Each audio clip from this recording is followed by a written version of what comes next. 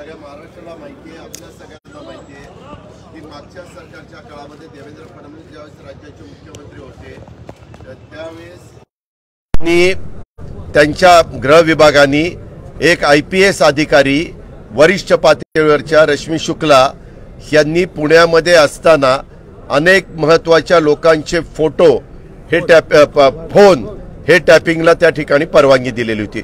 वास्तविक फोन टॅपिंगला परवानगी देत असताना त्याच्यामध्ये काही नियम आहेत, त्याच्यात कुणाचे फोन टॅपिंगला द्यायचे असतात आणि हा सगळा इतका महत्त्वाचा मुद्दा होता म्हणून नियम 57 अन्वये आज प्रश्नोत्तराचा तास थांबवावा आणि ह्या बद्दलची चर्चा करावी। कशा करता करावी की त्यांची पाठीमागच्या काळामध्ये इन्क्वायरी चालू होती आणि वेगवेगळे फक्त नाना पटोले साहेब नाही, एकनाथराव खडसे असतील, आशिष देशमुख असतील, संजय काकडे असतील, अनेक वेगवेगळ्या राजकीय पक्षाच्या लोकांची नावं वेगळी, नाना पटोले नाव नाही, नाव मात्र कुठलं तरी वेगळ्या व्यक्तीचं होतं आणि अशा पद्धतीचे फोन नंबर मात्र ह्या व्यक्तींचे होते। ते सिद्ध झालं। सिद्ध झाल्यानंतर चौकशी चालू होती। चौकशी झाल्यानंतर गुन्हा दाखल झाला। गुन्हा दाखल झाल्यानंतर सरकार मागचं उद्धव ठाकरे साहेबांच्या नेतृत्वाखालचं 2.5 वर्ष काम करत होतं। काही कारणांनी ते सरकार बाजूला गेलं आणि एकनाथराव शिंदेंचं सरकार आलं आणि त्या सरकारने नंतर ही चौकशी थांबवली आणि तशा पद्धतीनं त्यांनी निर्णय घेतला। ते घेत असताना त्यांनी त्याच्यामध्ये क्लीन चिट पण देऊन टाकली। वास्तविक हे सगळी मॅटर ज्यावेळेस कोर्टाच्या पुढे गेली, कोर्टाने सांगितलं असं तुम्हाला अशी चौकशी थांबवता येणार नाही। वास्तविक प्रत्येक वेळेस कोर्टाला हस्तक्षेप करावा लागतो। नेहमीच हे सरकार कुणाला कुणाला पाठीशी घालण्याच्या करता निव्वळ राजकीय भूमिकेतनं काम करतंय। वास्तविक तिथं महत्त्वाच्या पदावर बसल्यानंतर असा भेदभाव करून चालत नाही, परंतु गेले 6 महिन्यांमध्ये अशा अनेक प्रकारच्या घटना घडल्या आणि आज तर विधानसभेचे सन्माननीय सदस्य जे सिटिंग आहेत, जे आता तिथं सभागृहात हजर आहेत, त्यांच्याबद्दलचाच मुद्दा इथं उपस्थित झाला आणि त्याच्याबद्दल प्रश्न उत्तराचा तास तहकूब करून चर्चा जी व्हायला पाहिजे होती। कारण विधानसभेच्या अध्यक्षांचं काम असतं की प्रत्येकाचं संरक्षण विधानसभा सदस्यांचं करणं, विधान परिषदेचं सभापतींचं काम असतं तिथल्यांचं संरक्षण करणं, त्यांना कुठं धोका असेल तर त्याच्याबद्दल बंदोबस्त देणं, त्यांच्यामध्ये कुठला त्यांचा जो अधिकार आहे संविधानाने त्यांना दिलेला तो व्यक्ती स्वातंत्र्याच्या संदर्भात जर कुणी घाला घालत असेल तर त्याही बाबतीमध्ये स्वतः विधानसभेच्या अध्यक्षांना हस्तक्षेप करून सरकारला पण निर्देश देण्याचा अधिकार आहे। त्याच्या संदर्भामध्ये विभागाला म्हणजे पोलीस खात्याला पण निर्देश देण्याचा अधिकार आहे। एवढा सगळा अधिकार असताना आम्ही सगळे त्यांच्याकडे मागणी करत असताना देखील त्यांनी नानांचं म्हणणं मांडून देण्याचा परवानगी दिली। नंतर मला थोडंसं बोलून दिलं, आमच्या भास्कररावांना बोलायचं होतं, इतर मान्यवरांना बोलायचं होतं, परंतु हे बोलून पण देत नाही। आम्ही वेगवेगळ्या आयुधाचा वापर करून बोलण्याच्या करता मागणी करत असतो। अशी तशी कशी मागणी करत नाही, कारण आम्हालाही सभागृहामध्ये कुणाला 30-35 वर्ष झाली, 32 वर्ष झाली, 30 वर्ष झाली, त्याच्यावर आम्हाला पण कशा पद्धतीनं सभागृह चालतं आणि हे तर स्वतः विधानसभेचे माजी अध्यक्षच नाना पटोले साहेब ह्याच टर्मला होते, हे पण आपण सगळ्यांनी बघितलं। आज माजी अध्यक्षांच्या बद्दलच जर तुम्ही अशा प्रकारची भूमिका घेत असेल तर सर्वसामान्य माणसांनी न्याय मागायचा कोणाला, त्यांना आधार देणार कोण? आज आम्हाला तरी आम्ही एवढ्या लोकांचं प्रतिनिधित्व करत असल्यामुळं आम्हाला काही संरक्षण असतं, इतर काही अधिकार असतो, त्या अधिकाराचा वापर करण्याचा प्रयत्न करतो, परंतु तोही अधिकार दाबण्याचा प्रयत्न आज झाला आणि मग शेवटी आम्ही सर्व विरोधी पक्षाच्या सदस्यांनी वॉकआउट केला आणि ह्या गोष्टीचा निषेध केलेला आहे। वास्तविक महाराष्ट्रातल्या जनतेने ही गोष्ट लक्षात घेतली पाहिजे की हे राज्यकर्ते कशा पद्धतीनं काम करतायत, कसं जवळच्या लोकांना सोडतायत, क्लीन चिट देत आहेत आणि ज्यांचा तपास पूर्ण झालेला आहे अशांचा पुन्हा तपास करण्याच्या करता आदेश काढतायत। म्हणजे हे पण विरोधाभास आहे, असं हे सगळं कामकाज यांचं चाललेलं आहे आणि त्या गोष्टीचा आम्ही अतिशय तीव्र शब्दामध्ये धिक्कार करतो, निषेध करतो. मुख्यमंत्र्यांवर आरोप करताय त्याबाबत आता भाजपने देखील प्रश्न उपस्थित केले आहे. चंद्रशेखर बावनकुळेंनी विधान परिषदेत प्रश्न लेखी विचारलाय की यामध्ये घोटाळा झालाय का, गैरव्यवहार झालाय का? कशामध्ये? मुख्यमंत्र्यांवर तुम्ही तो जमिनीचा एक मिनिट सभागृहात विषय एक मिनिट, हा पहिला हा होते. हा विषय झाला का? IPS अधिकारी रश्मी शुक्ला या पुण्याच्या पोलीस कमिशनर असताना त्यावेळेस राज्याचे मुख्यमंत्री आणि त्यांच्याकडे गृह खातं होतं फडणवीस, त्यांच्या आदेशाने हे सगळं चाललं होतं का, हा प्रश्न आता खऱ्या अर्थानं ऐरणीवर आलेला आहे. कारण की आपल्याला लक्षात असेल की ज्यावेळेस लक्षात आलं की हे फोन टेपिंग हे माझेच नाही, या आमच्या राजकीय लोकांचेच नाही, स्वपक्षीय लोकांचेच नाही, तर IPS अधिकारी पत्रकारांचेही फोन टॅपिंग झालेले आहेत, हे सुद्धा त्याच्यामध्ये निदर्शनास आलं. आणि निदर्शनास आल्यानंतर त्याच्यावरची चौकशी महाविकास आघाडीच्या सरकारमध्ये उद्धव ठाकरे साहेबांच्या नेतृत्वामध्ये जे सरकार होतं त्याच्यामध्ये झाली आणि IPS अधिकारी रश्मी शुक्ला त्याच्यामध्ये दोषी आढळली. जे बयान आलेत त्याच्यामध्ये, त्या बयानाच्या आधारावर त्या दोषी आल्यात आणि पुण्यातल्या पोलीस स्टेशनमध्ये त्यांच्यावर गुन्हा दाखल झाला. राज्यामध्ये सत्ता परिवर्तन झालं आणि राज्याचे गृहमंत्री आताचे त्यावेळेचे मुख्यमंत्री त्यांनी सांगितलं की रश्मी शुक्ला याच्यामध्ये दोषमुक्त झाल्यात, त्यांना क्लीन चिट दिली. कारण की आता हे मुख्यमंत्री मागच्या वेळेस मुख्यमंत्री असताना तेच सभागृहातच दोषी असलेल्या मंत्र्यांना क्लीन चिट द्यायचे, तसं आता अधिकाऱ्यांनाही क्लीन चिट द्यायला निघाले, तसं आपण पाहिलं. आणि त्याच्यानंतर क्लीन चिट दिली, मग त्याचा क्लोजर रिपोर्ट त्यांनी माननीय कोर्टात पाठवला आणि कोर्टाने या सरकारवर ताशेरे ओढलेत. त्यांनी सांगितलं की विदाऊट चौकशी आपण या पद्धतीचं क्लोजर रिपोर्ट कसं पाठवलं आणि कसं पाठवता येतं, म्हणजे सरकारला खऱ्या अर्थानं धारेवर धरण्याचं काम माननीय कोर्टाने केलेलं आहे. आता योगायोगानं IAS IPS अधिकाऱ्यांचे फोन टेप केले जात होते, राजकीय लोकांचे फोन टेप केले जात होते. काय हे ब्लॅकमेल व्यवस्था निर्माण करण्याचं काम देवेंद्र फडणवीस करता येतात का? आणि हे सगळे प्रश्न विचारायचे होते. कारण की व्यक्ती स्वातंत्र्य आम्हाला डॉक्टर बाबासाहेब आंबेडकरांनी जे संविधान दिलं त्याच्यामध्ये सगळ्यांना व्यक्ती स्वातंत्र्य, स्वतःच्या जीवनामध्ये त्यांना कसं जगायचं तो त्यांचा अधिकार आहे.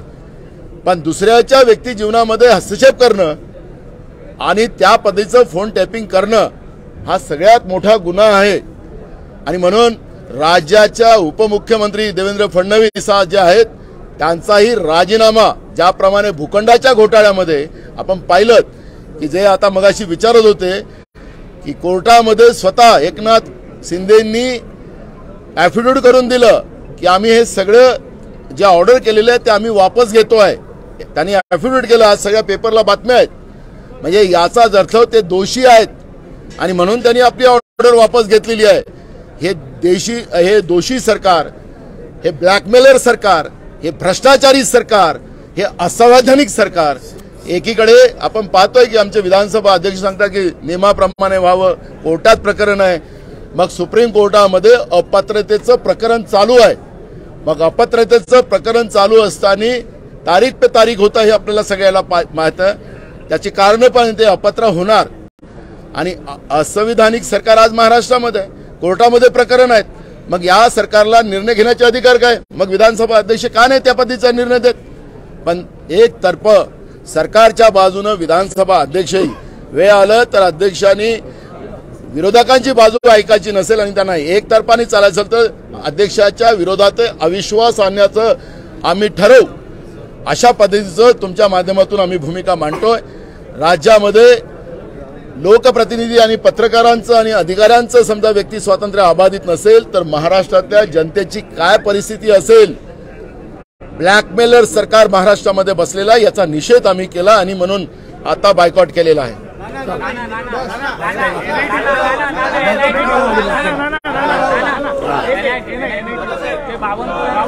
बावनकुळे काय विषय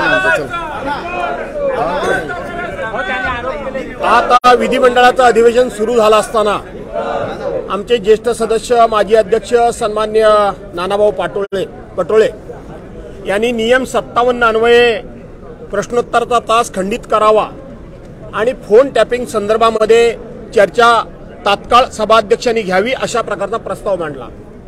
त्यांनी हा प्रस्ताव कशा पद्धतीने नियमामध्ये बसतो, नियम 57 अन्वये या प्रस्तावामध्ये प्रत्यक्षपणे सरकारचा कसा सहभाग आहे हे सांगण्याचा आम्ही प्रयत्न करत होतो। सरकारचा सहभाग एवढ्या करता आहे आणि हा प्रस्ताव कायदेशीर दृष्ट्या कसा परफेक्ट होता, तर आज सरकारमध्ये असलेले गृहमंत्री देवेंद्र फडणवीस यांच्याच काळामध्ये हे फोन टॅपिंग प्रकरण झालेलं आहे। हे फोन टॅपिंग प्रकरण केवळ विरोधकांचे फोन टॅपिंग झालं असं नाही, तर त्यांच्या पक्षातल्या लोकांचे देखील काही जणांचे फोन टॅपिंग झाले, विरोधी पक्षाच्या लोकांचे देखील फोन टॅपिंग झाले। त्यांच्याबरोबर त्या काळामध्ये असलेली शिवसेना, त्या शिवसेनेसारख्या मित्र पक्षाचे देखील फोन टॅपिंग झाले। याचा अर्थ आज तेच देवेंद्र फडणवीस पुन्हा गृहमंत्री बसलेले आहेत, जे गृहमंत्री स्वतःच्या पक्षातल्या लोकांचे फोन टॅपिंग करू शकतात, मित्र पक्षाचे फोन टॅपिंग करू शकतात। त्या गृहमंत्र्यांकडून आमच्या सुद्धा सुरक्षेला पत्रकारांचे देखील फोन टॅपिंग होऊ शकतात, अधिकाऱ्यांचे होऊ शकतात। त्याचा अर्थ या गृहमंत्र्यांकडून आणि या सरकारकडून आमच्या सुरक्षेला धोका निर्माण झालेला आहे। आम्हाला यांच्यापासून फार भीती निर्माण झालेली आहे आणि म्हणून आमच्या अधिकाराचं रक्षण करणं, आमच्या व्यक्ती स्वातंत्र्याचं रक्षण करणं, आम्हाला घटनेनं दिलेले जे अधिकार आहेत त्या अधिकारांचं रक्षण करणं हे अध्यक्षांची जबाबदारी असते, विधानसभा अध्यक्षांची जबाबदारी असते। आणि म्हणून नाना भाऊंच्या माध्यमातून सभागृहानं त्यांच्याकडे ते गाऱ्हाणं घातलं, परंतु ते गाऱ्हाणं त्यांनी मान्य केलं नाही आणि म्हणून आम्हाला या ठिकाणी निषेध करावा लागतोय। आपण आठवत असेल की रश्मी शुक्ला ह्या सुद्धा देवेंद्र फडणवीसांच्याच कारकिर्दीमध्ये अधिकारी होत्या, पुण्याच्या कमिशनर होत्या आणि ज्या वेळेला महाराष्ट्रामध्ये उद्धव साहेब ठाकरेंचं सरकार गेलं आणि ज्या वेळेला गृहमंत्री म्हणून देवेंद्र फडणवीसांच्याकडे अधिकार आले नव्हते, त्याच वेळेला रश्मी शुक्ला ह्या परराज्यामध्ये उच्च पदावर अधिकारी असताना महाराष्ट्रामध्ये आल्या आणि देवेंद्र फडणवीसांना भेटल्या। त्याच दिवशी हा संशय निर्माण झाला होता आणि म्हणून नियम 57 अन्वये या सरकारचा प्रत्यक्ष या घटनेशी संबंध असल्यामुळे हा प्रस्ताव आमचा स्वीकारला पाहिजे होता आणि आम्हाला न्याय द्यायला पाहिजे होता, परंतु तो न्याय मिळू शकला नाही आणि विद्यमान सरकारकडून आमच्या अधिकारांचं हनन होणार, आमच्यावर त्या ठिकाणी अन्याय होणार। आपल्या मित्रांना सोडत नाही, स्वपक्षांना सोडत नाही, पत्रकारांना सोडत नाही, अधिकाऱ्यांना सोडत नाही। ते गृहमंत्री आमचा निश्चितपणे या ठिकाणी राजकीय कोणत्या ना कोणत्या पद्धतीचा या ठिकाणी आमचं नुकसान करतील अशी आम्हाला भीती वाटते।